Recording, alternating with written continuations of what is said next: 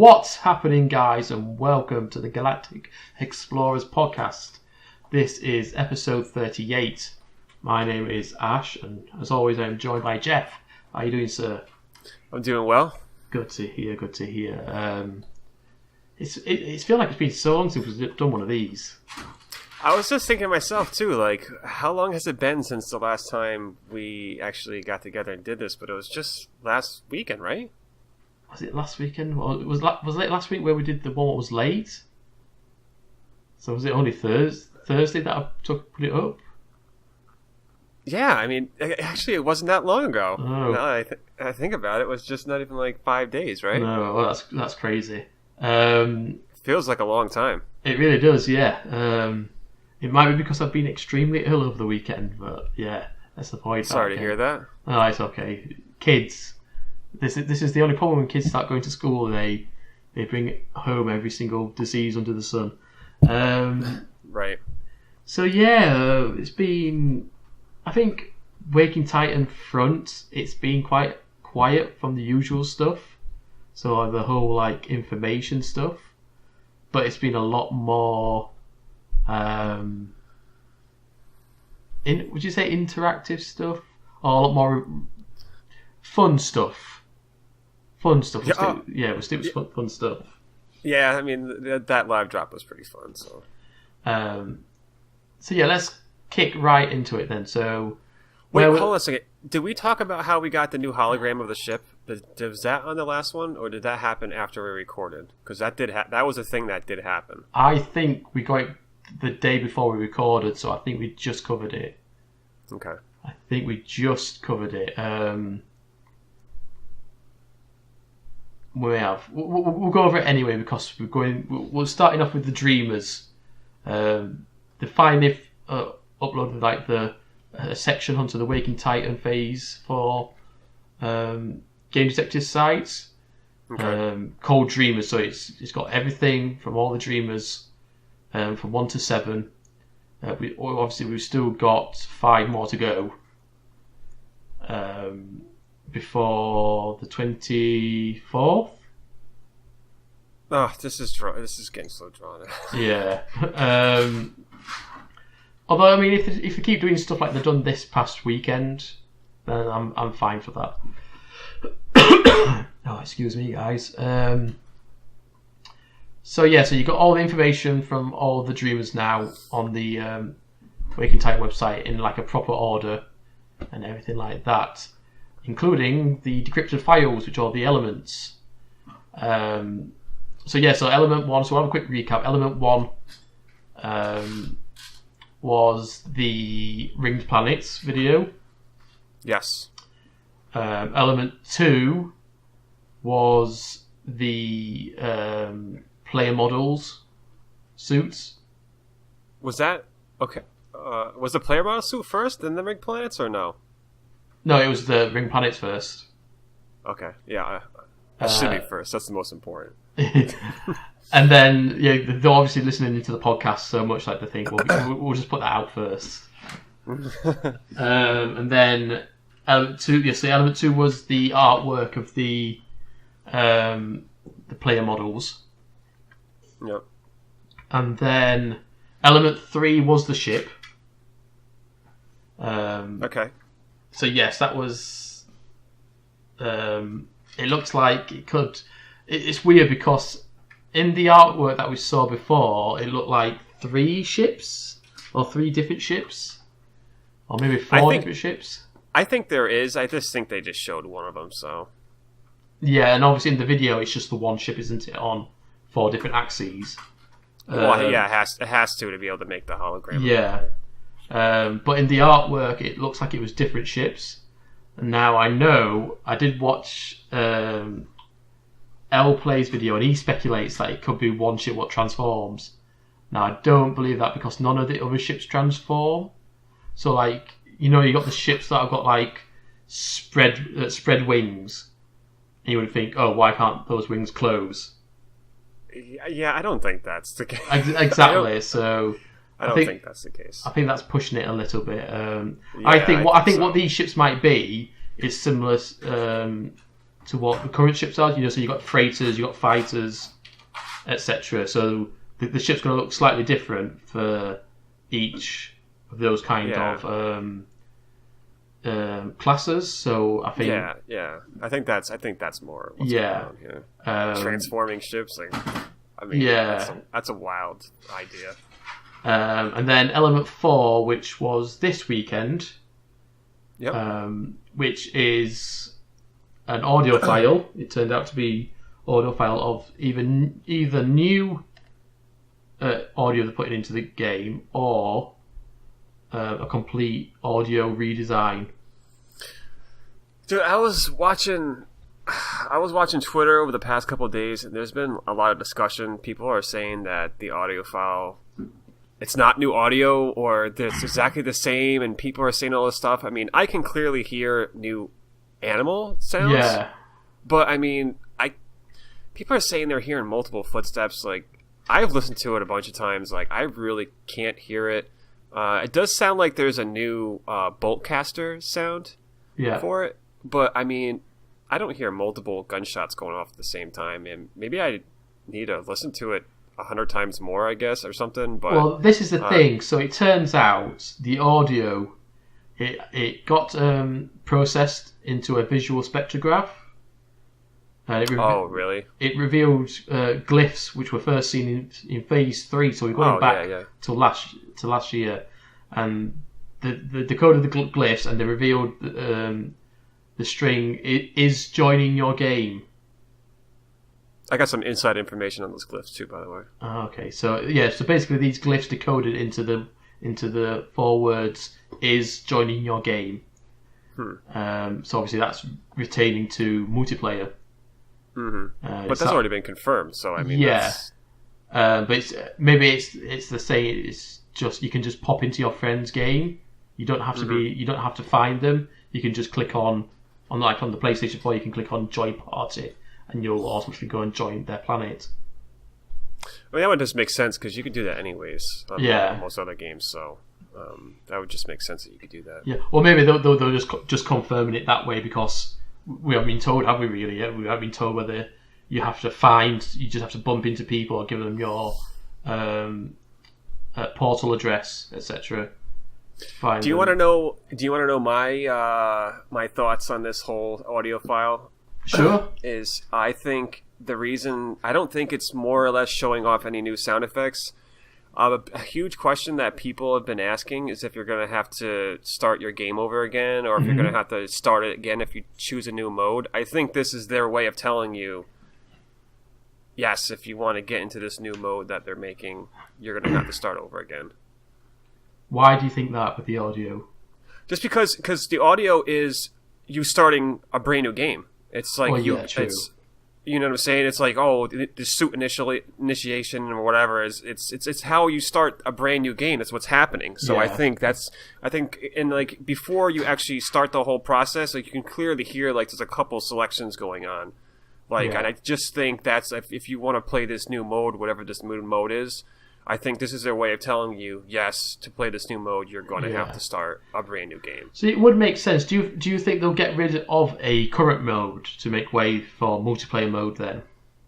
No, I don't think so. I mean, because we have had this conversation before. Like you said, like obviously making too many modes is going to be like spreading too little butter on too much bread. Like you're thinning out. No, I get you. I just. You know what, man? There's been such. I got to stay a little PC on this. There's been so much like outcry over the threat of PvP. I think Hello Games is. I think they have to do a new mode now because people are just so butthurt over this whole thing. Well, I'm hoping because I don't know if you know this about Elite Dangerous, but they have a single player mode and a multiplayer mode. But what happens is your single player mode just travels over to the multiplayer mode. So everything that you've done in single player, like all your ships, your weapons, all your money and everything, goes over to the multiplayer mode if you want to play multiplayer. And if you want to go over to single player, you just log out of multiplayer and go into single player, and it's exactly the same where you left off in multiplayer. So it just travels in between the two. The only problem I have with that is that there are people who've been playing this game for a really long time, and they have all the recipes, and they have billions of dollars or credits or whatever, and they have all the ships. It would give them an unfair advantage to people that don't have that, and they still want to play in that PvP setting. I just don't think that you're going to be able to transfer. I just don't think that would be a fair way to do it. I think starting everybody fresh in this new mode is the only way to have a level playing field. So, I mean, personally, honestly, dude, like, I've been, like, tossing the idea back and forth about, like, man, I really got to get farming if I want to get these credits so I can get this new ship or whatever. Yeah. But I'm really fearful that it's not going to transfer over. Yeah, doing all this work for nothing. And I'm not going to be playing single player anymore. I'm playing multiplayer, and if there's a PvP mode, like, I'm playing that mode. Like, I'm no longer going to be playing my other one unless I want to just relax. Like, I'm starting fresh, and I'm come to the conclusion that I don't care about my other stuff. I just want to start fresh and just play PvP, and that's it. Yeah. If that's even a mode. Like, I don't even know that's even a mode yet. So, that just, to me, it just seems like the fair way to do it. Like, I don't want to waste my time doing all this farming and then have nothing transfer over. It just seems pointless. Yeah. No, I get that. It's just I don't know. I thought it might have been a good idea, like being able to move your single player stuff through to multiplayer. I mean, I don't think there's a broad enough section on multiplayer or of PvP people who want to, like, who would take advantage of that that way that you suggested. Like, obviously thinking, I've got all this money, I can immediately boss whatever, because we don't know what we're going to be even able to do yet in multiplayer. Like, I mean, most of the time we don't even find out until the trailer drops, and usually the trailer drops like the same day as the actual update, so you still haven't got time to make a plan of what you're going to be able to do in the update, kind of thing. No, I get what you're saying, and I just think this multiplayer is going to be a new mode all itself, and that multiplayer mode is going to encompass the possible PvP or whatever like that. I just think this multiplayer mode is going to be a different mode, and I think they're just going to make people start over again. Like, keep your single player mode, but there's going to be a multiplayer mode, and everybody's going to be starting off fresh on the same playing field. And I don't know. There's a lot of people out there, man, that have a lot of credits, and they have built up a lot of stuff, and I just don't think it would be a fair playing field if you were to let people... Because don't forget, man, there's probably going to be people that are picking this game up again for the first time or a second time, like after they got rid of it or whatever. Yeah. So, like, if they want to try out multiplayer, like, it's not going to be fair to them if they're already in a place and everybody has all this crazy shit, and, like... You understand what I'm saying? Like, it's just from that point of view, like, they're trying to bring people back and bring new players in.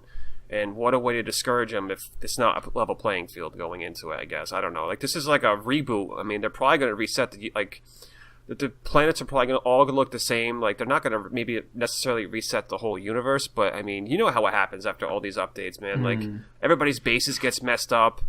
The planets look completely different. Like, you know, like you made a base on a really beautiful planet, and then you log back in after the update, and you're on a shithole, and your base isn't even anywhere near where it's supposed to be, and like, I don't know. I just think that, I don't know, this multiplayer is going to be its own mode, and I think this is their way of telling you that, like, yes, to play multiplayer, you're going to have to start over again. Yeah. Without actually saying it. I mean, that's the way I interpret it. I mean, yeah, they probably threw in some new sounds or whatever, but I don't know. I'm wondering if they've been doing some, like, covering the stats and looking at which modes haven't been played that often anymore. So I'm wondering if, like, they're going to get rid of creative mode. Just because obviously it's I mean, creative mode's good for, like, when the new updates come out, so you can see what's new added into the game without having to worry about anything. But I can't imagine people actually play that for prolonged periods of time. I got my son on my lap right now. It's okay. He's just waving. But yeah, I can't imagine people play creative mode for extensive periods of time anyway.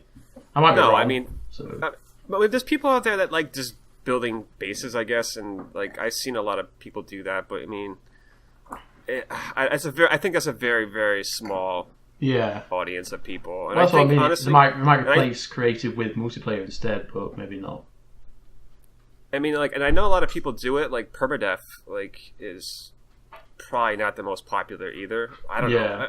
I see people doing those permadeath like cage matches and stuff where they go against each other and see how long they can survive. But that's such a small community of people. You know, the main people are playing either normal mode or survival, and you know, so if they went down and got to it where it was normal mode, survival, and multiplayer, like, I think that would be fine. Yeah.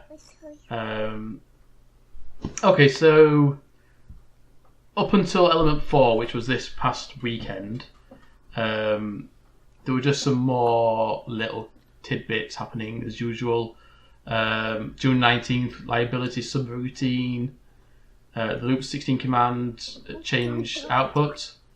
So new keyword was liability, and then we got a new message as well in that from liability. You can read that there, guys. Make sure you pause the video if you want to see. I'll have to actually go back through and watch that video because I think I missed that whole part. Yeah. Then we've got log.3022 on June the 16th. These are completely out of order. June 19th, June 16th. Myriad status page update. If you want to read that, guys, make sure you pause. So like I said, there's not been much gone on in the way of Waking Titans stuff, but let's come over to Jeff because Jeff had a good fun weekend. Oh my god, man, it was insane. Jeff actually managed to get to the drop in Boston, was it not? Yeah, it was in Boston. It was right by Boston Harbor. There you go. So go on then. Tell us about your experience. So I mean, it was fun. I tried to live stream it, and I didn't know how to do it from my phone. And that's the first because I've never live streamed from my phone before. So like, as I'm walking from the parking garage, I thought I started my live stream, and I'm sitting there like had my phone up, and I'm recording, and I thought I was recording.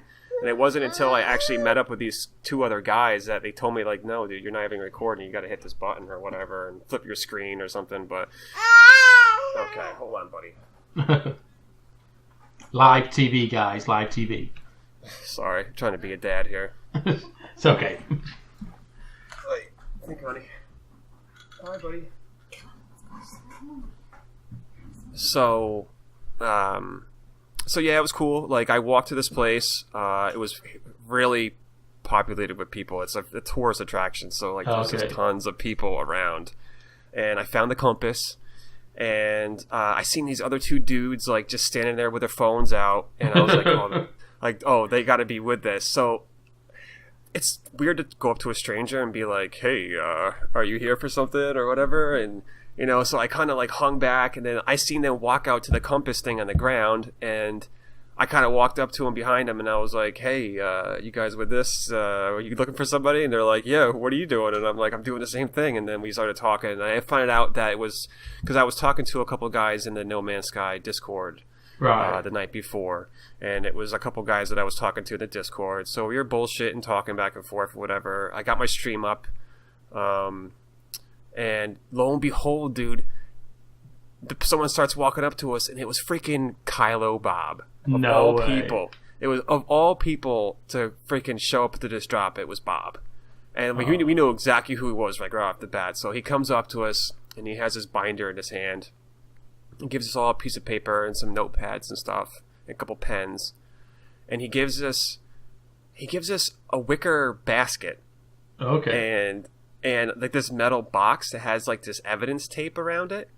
And so he's like, here, like, it was hot as hell that day. So we went underneath like this building where there was nice shade, and we, started unpacking all this crap, and it was inside this wicker basket was a fucking tea set. And we're looking at each other like, what the hell?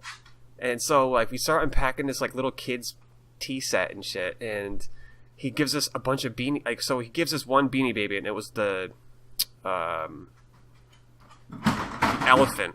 I think it was the elephant. He gave us first, and so he's like, "Here," he's like, "You got to open this evidence box too." So we open the box, and there's a box full of Beanie Babies, and it's literally. So here we are in public, and there's people walking around us, and we got notepads and papers, and now we're playing with Beanie Babies and Tea Party set. And so what? I think I still have the paper somewhere around here, but it was a clue, and what you had to do. Oh man, how can I not have this on me right now? Basically, it was like a. Oh, here it is, right here. Guys have probably seen this on the. I got it up to my camera right now, but it was like a set of things, and what you basically had to do is you had to redo the child's memory because there was like a 5-year-old kid that was one of the people that's trapped or something like that right now. Oh, okay. And you had to rebuild his memory fragment, and you had to rearrange the Beanie Babies and the tea sets and stuff like that. Oh my god, dude, really? Hold on 1 second, man.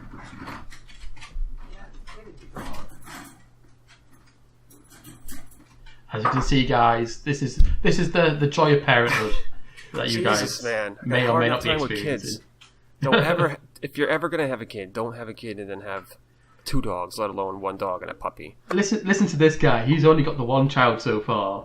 I'm gonna have four by the end of the year, and I've got 2 dogs as well. I can't. God bless you, dude. So basically, so we had to rearrange everything based off of what the clues were, and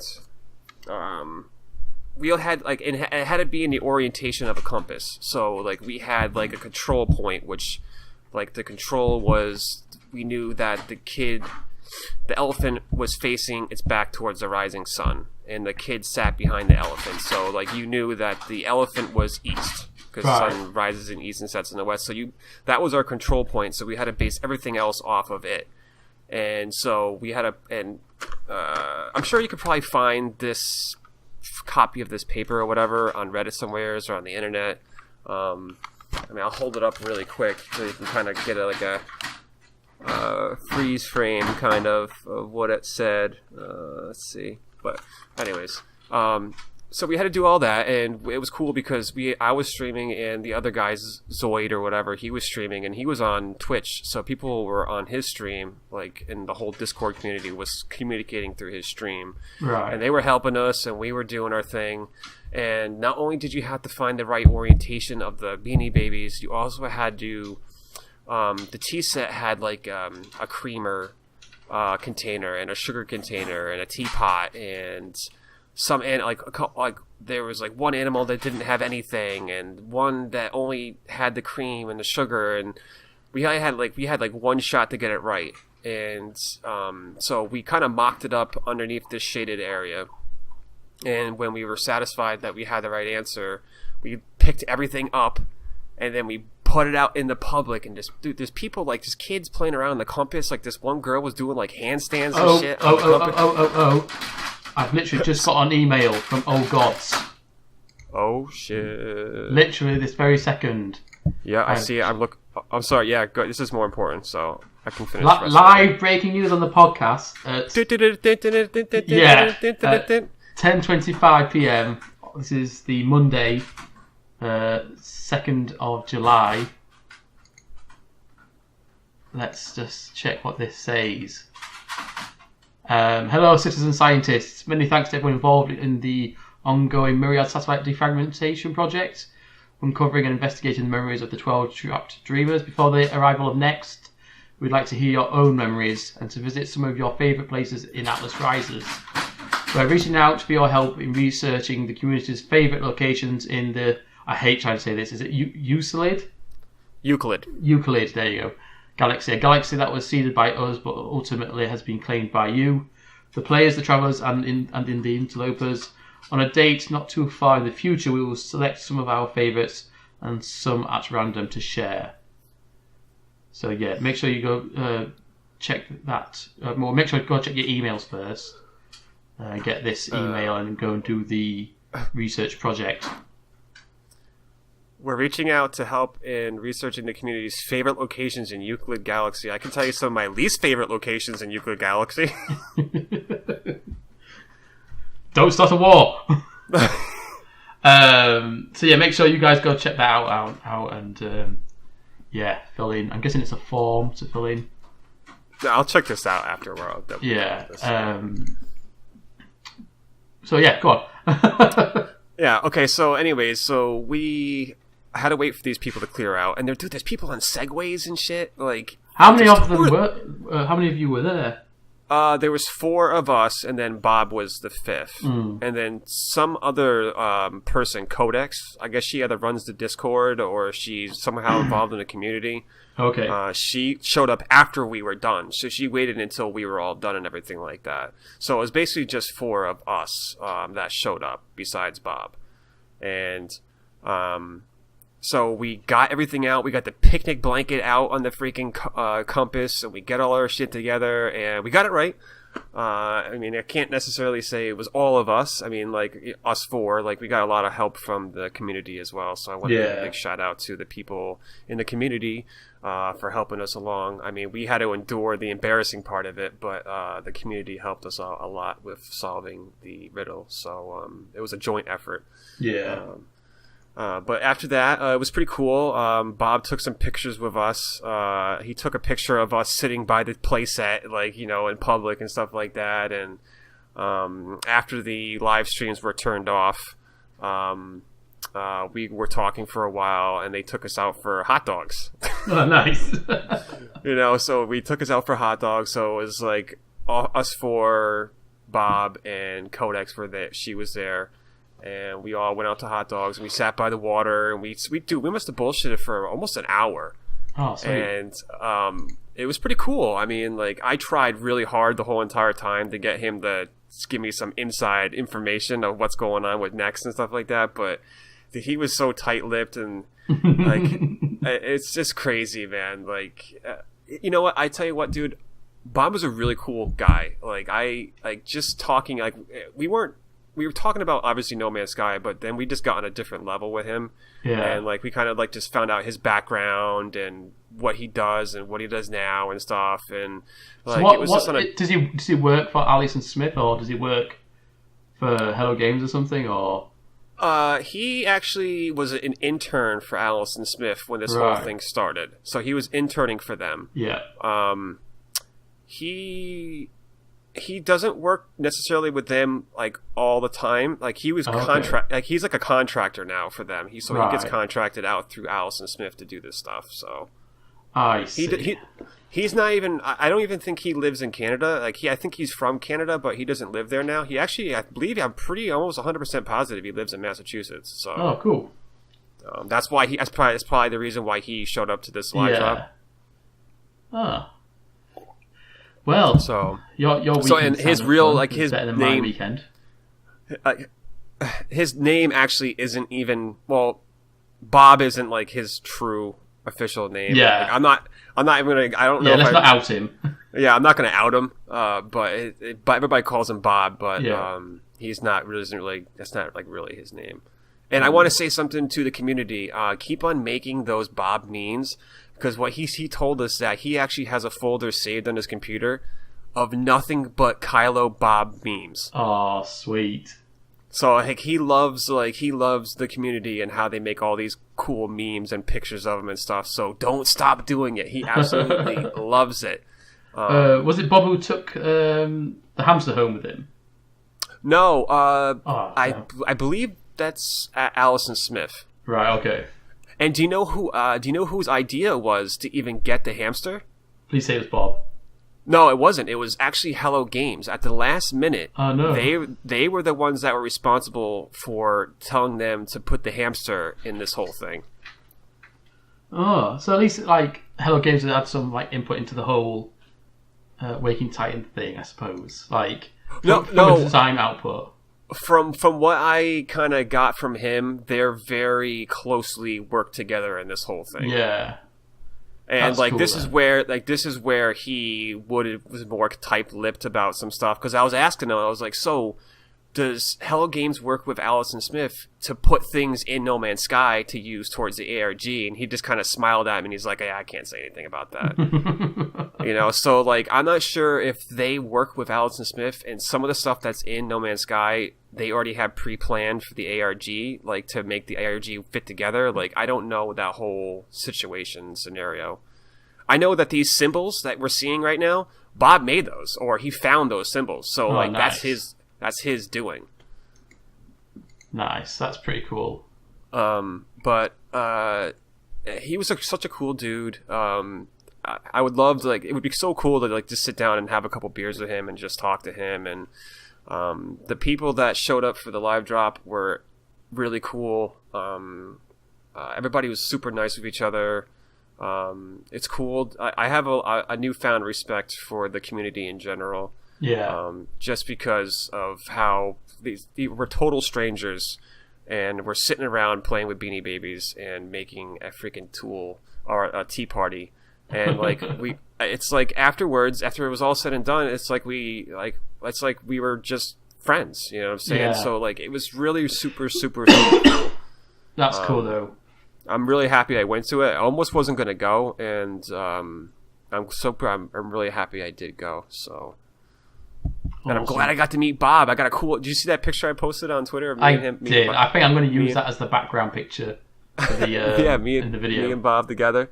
So, and I went back through and I watched Cobra was live streaming the live stream, and it was cool, like, hearing everybody talk about it on his stream. Yeah. And dude, it pisses me off. Like, the one thing that pisses me off about that, I was watching Cobra's stream, and everybody's like calling in, being like, oh, they're so stupid. Why aren't they using the compass? They're supposed to be doing it on the compass. And I'm thinking to myself, like, the whole entire time I'm watching this stream, I was like, are you stupid? Like, we don't need a compass. Like, we can draw a compass on a piece of paper. Yeah. You know, like, we don't need to be on, like, the compass, putting everything on the compass was the last bit. Like, we could draw everything on a piece of paper. So, like, we didn't need to have everything on the physical compass for everything to make sense. Like, yeah. But it was cool. I'm really happy. I'm really happy I got to meet Bob. This seemed like it was the best live drop so far. So, I mean, like, just for me I'm fortunate enough. I mean, what else could they do now to top this one? Like, the only other thing I could think of is if Sean Murray actually showed up to one of these live drops. Like, that would be the only thing that could top this point. I mean, like, I don't know. We have only got 3 weeks left till the drop, so to the update drops. So 3 weeks. Dude, I swear to God, dude, if someone has a story where Sean Murray shows up to a live drop and he starts having fucking hot dogs for lunch with him and shit, like, that's gonna blow my fucking mind. See, I think the only time that it will be Sean Murray returns up, it will be if it's the last update. Do you know what I mean? Oh, right. Dude, I that would be, incredible if he showed up to one of these live drops. I mean, if he was a person dropping off the live drop, I mean, like, dude, that would be... But he would never do that. I mean, like, it's just... Unless the live drop's, like, outside the company's building. I mean, do they even want people knowing where their new business is? They do know.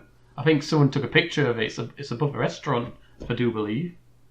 Oh, dude, people are so creepy. I'm sorry, man. Like, people are so creepy how they do that. Like, leave the guy alone. I don't know. I mean, it's public knowledge, isn't it? It's not going to be hard to find if you look for postal addresses and things. Yeah, but to be fair, I mean, when Cobra gets his packages, he always blacks out Hello Games address. So it's not like the address isn't coming from him. Like, they're not finding out the shit from him. So it's got to be someone else, or I don't know. So. Yeah. All right then. So that was all the Waking Titans news. So let's move on to some podcast news. For our own podcast, because obviously with the recent whole Waking Titans stuff, and like after a week sometimes where I'm in trouble keeping up with the news as such, I've decided that we're going to up the podcast numbers to 2 a week for a tester period. We'll see how it goes, see if we don't run out of things to talk about and things, and because obviously myself and Jeff sometimes struggle to find time to work for both of us, because obviously him being 5 hours behind, and obviously when he finishes work, it's starting to get like 9-10 o'clock for me. Right. It's kind of a bit of a struggle sometimes. We're going to have a new co-host joining us, and it's one of our long-time listeners. It is Kingsferno. So I do believe that we will be recording the first of our two episodes a week. Either this Wednesday or this Thursday. My replacement. No, not your replacement, Jeff. You will never be replaced. But yes, hopefully it'll be released this Friday. So I'm looking at Tuesdays and Fridays as release dates for podcast episodes. So, I mean, yeah, if we do it Wednesday, I could. It can be a threesome. I have off on Wednesday because of the 4th. So yeah. That's. But if it doesn't happen, it doesn't happen. It's whatever. You know, yeah. Well, I don't see why it can't happen. So, but yes, that was our news. We're upping our podcast production to 2 a week, hopefully. And I got the webcam. Woo! As you can see, I'm not currently available to see on webcam as being ill. I mean, I don't know if you can tell my voice. My voice is a little bit horsey. But yes, I've been extremely ill over the weekend, and I feel better today, but I probably look as bad as I did the past 2 days. So, yeah. Well, dude, wait until we do. Wait until see what happens when we do like a Sunday morning stream for me, dude. Like it's gonna be me like rolling out of bed in my pajama pants. Dude, I mean, it's the weather here. It's been unbelievable. It's been like between 27 and 30 degrees for the past, I want to say, month. Not Damn quite metric system. Not quite solid. What is that? What is that in Fahrenheit? Let me just double check for you. Let's see, 27 times 1.8, 8 plus 32, 80 degrees. Dude, that's nothing, man. 86 degrees is 30. Yeah. That's not, dude. It's been like in like the mid 90s here for like the past like 5 days. Like I came home today, and this is for us for about a month though. Like in England, you usually get like 30 degrees, maybe 3-4 days in a year. Right. So we've had it for like, it hasn't been a straight month, but we've had like maybe 3 or 4 days where it's been a bit cloudy or it's rained. But we've had it for like nearly a month straight. These last 2 weeks especially, it's been like that hot every single day. And it's been absolutely, I mean, if you imagine like not being able to live in that temperature for like, only for like 4 or 5 days a year, and then go to this month where it's been like a month of it. It's starting to get a little bit like. I don't deal with the heat at the best of times because I'm from the north of England, and yeah, it's a lot cooler up there. So, but yes, so let's go into something else then. I want to talk about this increase in, because obviously a lot of indie games are now, well, not a lot of indie games now, but there seems to be a lot of sci-fi and space games, but being developed by indie companies, and because of this, like for example, Bethesda. I know obviously Bethesda have been working on Starfield for like years and years and years.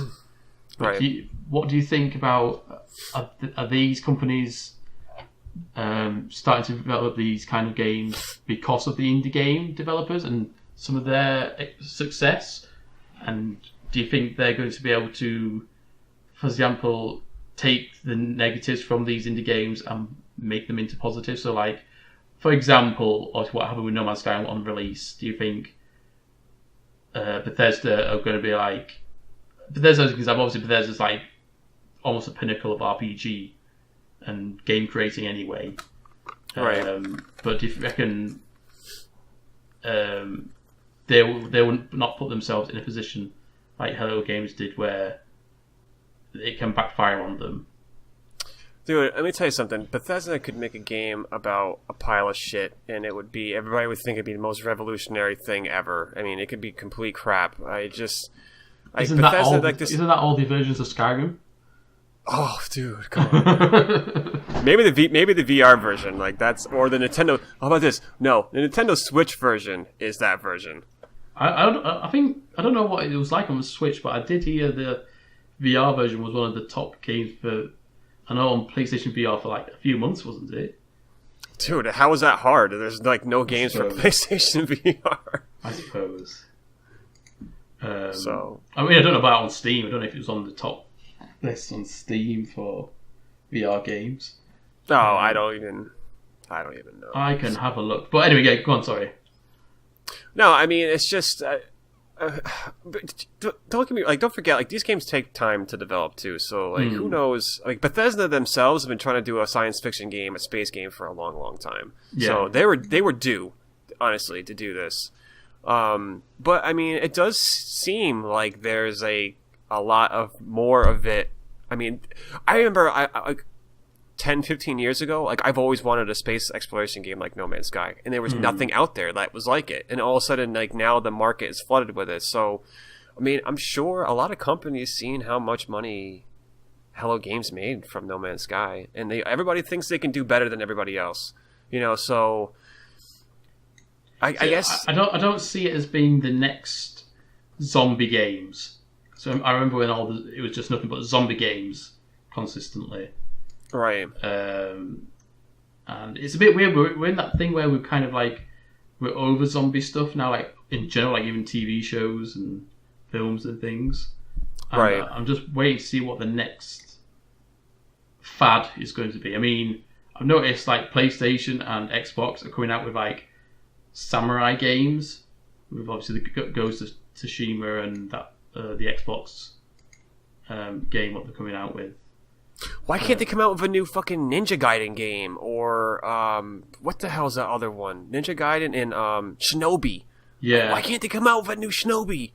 Like, why you gotta come out with this new shit? Like, just make it better. Like, just make a new game. Oh, I just want to throw this out really real quick. Anybody that's a huge fan of Red Faction, that's from a long, long time ago on a regular PlayStation.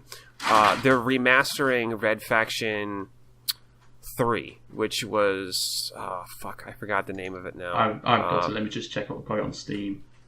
It's coming out remastered tomorrow, I think. Okay. It's $30 remastered version of the third Red Faction, and that one's actually pretty good. So hopefully I'll be picking that up sometime soon. So sorry to break up. No. It's a science fiction game. I mean, kind of. It is. I mean, so I just want to throw that out there. Let me just do a check. It is Guerrilla. Yeah, that's it. Yeah, Faction Guerrilla. Interesting. And also, yes, I don't know if this is in order, but I've just checked on Steam as well, and Skyrim VR is on their bestsellers list. VR games on Steam, so make of that what you will. It's so ridiculous how much money they made off that game. But then again, though, isn't it kind of like the same way with GTA? Like, although they haven't like put out stupid amounts of versions of the game.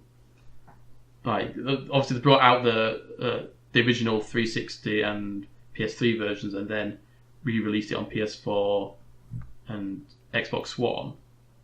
I mean, obviously they Rockstar haven't brought out any games since GTA, have they? No, they really haven't. And so. I think that was 6 years ago, 6 years ago, maybe even 7. It was about that. I mean, it's been about almost 5 years. It was one of the last games that came out for 360, wasn't it? Before the new consoles came out. That's why they moved it across. Yeah, yep, you're right.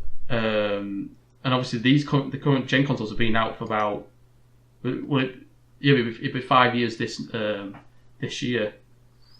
You're right. So they've been out about 6 years. So, I mean, if you think about it, 6 years was only a year. Was it that a year after Skyrim came out on the Xbox? Yeah, it was 2011. Skyrim came out. So yeah, it was only a year after Skyrim came out. So I think it just shows how much of how similar like they both milked one game for, but in different ways. But yeah, obviously, getting back onto bigger companies and sci-fi spacey games, I think, like I said, I don't think it's going to be the next fad. I think but I think there's a nice niche now for it. Yeah, There's because you know the biggest remember when No Man's Sky first came out, and it had all that problems and stuff, and people are like, oh man, if a AAA company made this game, it would have came out perfect and this and that. So like, I mean, there's going to be space games are popular. I mean, it's just. I mean, space is in the news right now, man. You got Elon Musk sending all those fucking rockets off, and he's talking about going to Mars and shit, and and people like space is on people's minds right now. So I mean, it's just kind of capitalizing. And quite honestly, dude, like the market itself, the gaming market itself, is so overdone with so many of the same ideas that like they kind of need to go in a different direction. And like, space is about the only one real thing that hasn't been big over the past 10 years or 15 years. So. I mean, you're right. Like, you can't make any more zombie games. Like, there's shit ton of freaking survival games out there. I mean, there's really not too many places that you can go to now. I don't know. I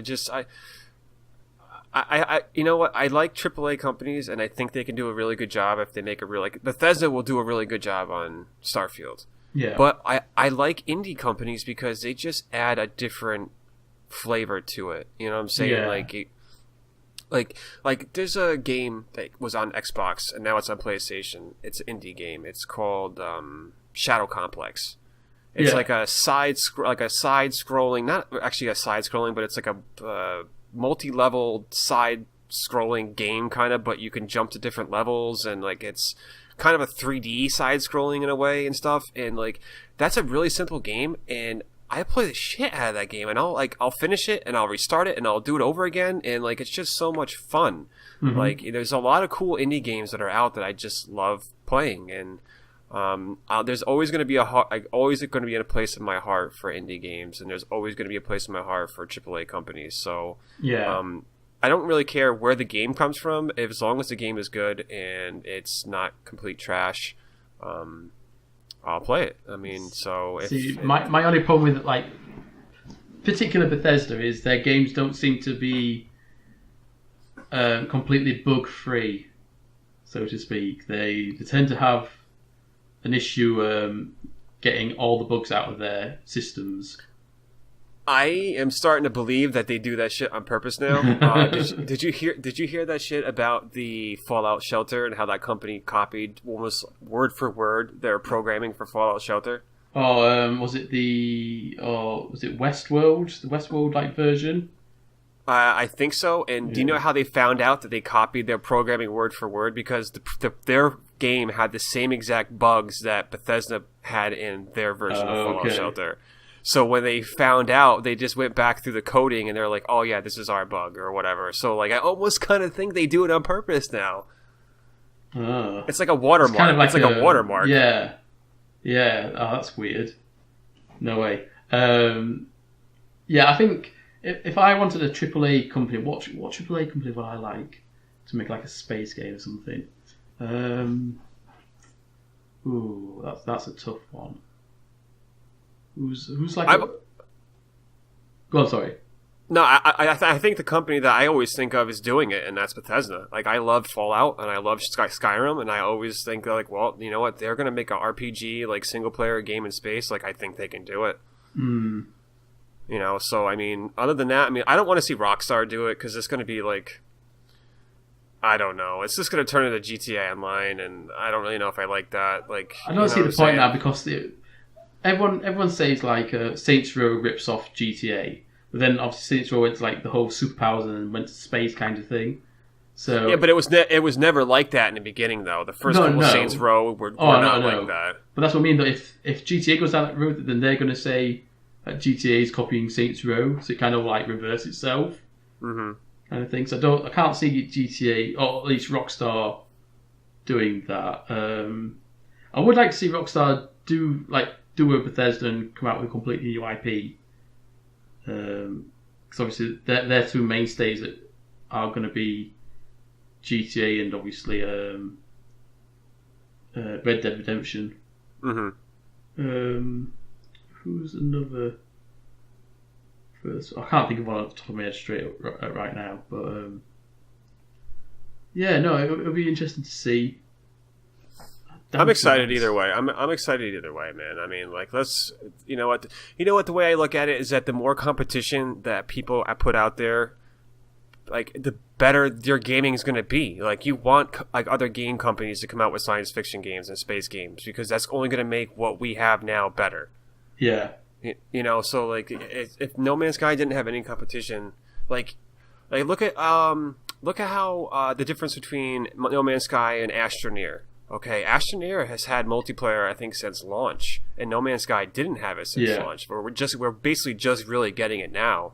So that right there maybe probably pushed Hello Games to kind of get multiplayer going, because you have two space games, and you can explore in both games, and like one has multiplayer where you can play with your friends, and the other one doesn't. So I mean, like, that was a huge thing in itself right there. So competition breeds it just pushes companies more and more to just not stay compliant. You know what I'm saying? Like, they just, come on, let's get some new ideas. Like, let's do, or they're doing this, well, let's do this and just do it better this way. And you know what I'm saying? Like, it just, I guess it makes it so people aren't just comfortable with what we have. And, you know, competition is good. So anything that's going to potentially positively affect the game that I love, and that's No Man's Sky, like, bring it on. Like, I love it. You know, like, I just hope they just don't go by the wayside. Everybody just forgets about them. I mean, so yeah, I mean, with the community that we have now, I just don't think that will ever happen. I mean, as long as Hello Games, like, kind of just still puts out these updates here and there, I think they can keep our attention for quite a long time. And like I said, the community is built up. Like, we have a really tight knit community, and I think that's always going to be that way. Yeah. So talking about indie games, and with you mentioning Astroneer as well, I have come across a nice little indie game myself this week. I don't know if any of you have heard of it. It's called Stationeers. No, I've never heard of that. It's up on the screen right now as we're speaking. It's basically, how I would describe it, is a cross between Astroneer, and Space Engineers. Okay. So it looks like Astroneer. So it's like the planet is very what's the word now? Low poly design. Right. So it's kind of like really you can see all the low poly shapes on the ground and everything. It's not like smooth terrain or anything like that. But it's basically Space Engineers. So you got, it's like a survival space game. You got to like build spaceships or build your base, but it's quite in depth where you got to like mine for ores. You got to use like actual lathes to make machines, and there's oxygen in the game. You got to like build airlocks so your base doesn't get decompressed and things. So it's like a really in-depth game, and I saw it because I've got Space Engineers on Steam, but my computer just can't handle it at times. Like, I try and play it, it just doesn't even work. So I thought, oh, this looks like Space Engineers, but it looks like it would be low. Like, I wouldn't need to have a monster of a machine to play it. And it works perfectly fine. I go on like the fastest settings, like best graphical settings for it. And then I found out who's actually making it, and it's being made by Dean Hall. Now, I don't know if you know who Dean Hall is. No. But he's the guy who made DayZ. Oh, okay. Right on. So yeah, I was quite surprised, considering obviously like the difference between DayZ and this. Like, obviously the whole survival thing is similar, but like the look of it and the theme, like the whole, you know, space and stuff like that, it's quite different. Is this only on Steam, or is this on console too? I believe it's currently only on Steam. Okay. I'm thinking though, because obviously Astroneer is on consoles. Is it really? Yes, I believe it's on Xbox. Shit, man! I gotta log on my Xbox. I gotta see if that really is on Xbox. I'm pretty sure this is only on. Let me check this out right now. Steam currently. yeah, it's not showing anything else currently. But I mean, I won't put it past them that it will go on to console. Probably Xbox, I would see down the road, because it is still like a in beta game, so obviously it's adding updates. Yeah, Astroneer is on Xbox. I'm gonna have to check it out. I think if you buy it on I think it's under that umbrella where if you buy it on Xbox, it will also go across to PC as well. What's that called again now? It's not crossplay, is it? Because Xbox don't call it crossplay. I can't remember for the life of me. But yeah, this game's got multiplayer as well in it. And it's from the start. It only came out in December. I'm pretty sure it's had multiplayer since the beginning as well. But yeah, I just thought I'd bring it up, see if any guys are interested. Like I said, I got it. I think it's fairly pricey considering it's an indie game. It is like £20, so that's probably about $25-30. For something that's obviously still in production. I'll have to check it out. I'll have to check it out on YouTube. Yeah, it's like I said, it's quite a cool little game. Is it like graphically intense? Like, no, like I said, it's like low poly. It's like Astroneer. Okay. So it doesn't require like. I mean, let me just get up the specs for the game. So system requirements minimum, 64-bit Windows 7 Plus, 2.4 GHz dual-core processor, 2 GB of RAM, 512 MB dedicated video RAM, 1 GB available space, and additional notes. You can use voice control for it as well. Yep. And then recommended specs: 64 Windows 8 or 10. Processor Intel i7, 8 GB of RAM, at least a NVIDIA GTX 980, broadband internet connection, and 1 GB available space storage. So it's not like a monster of a game to take. Right. I mean, I haven't got an i7, I've got an i5, and it's like mine's like 3 generations ago. And I've got 8 GB of RAM as well, so yeah, it's not it's not killing my PC or anything like that at all. So right. But yes, make sure you guys go check it out. It is like I said, it's a cross between Astroneer and Space Engineers. It's a nice little survival game. So yes, that is it for this podcast, guys. Thank you very much for joining. Oh, go on, sorry.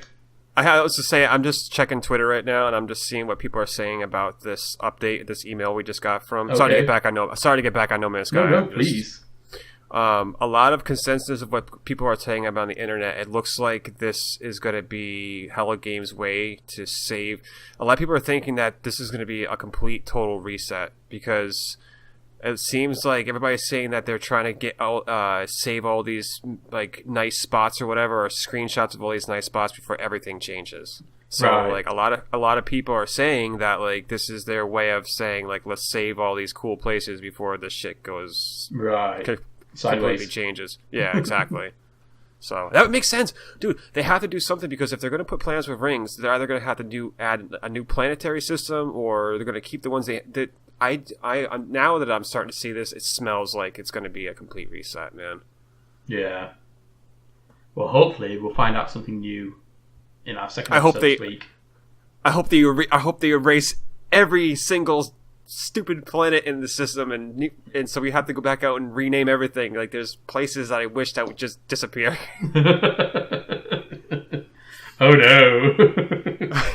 I hope they just wipe everything. I hope for a wipe. I think Jeff is losing his shit right now. Oh shit, man! All right, yeah. But yes. Sorry about that. Sorry, man. No. Thank you so much, guys, for joining us. This has been episode 38 of the Galactic Explorers Podcast. Jeff, thank you for joining me as well. Dude, it's always a pleasure, man. Thank you so much. And we will see you, or talk to you on Friday. So yes, guys, from me and Jeff, we shall see you next time.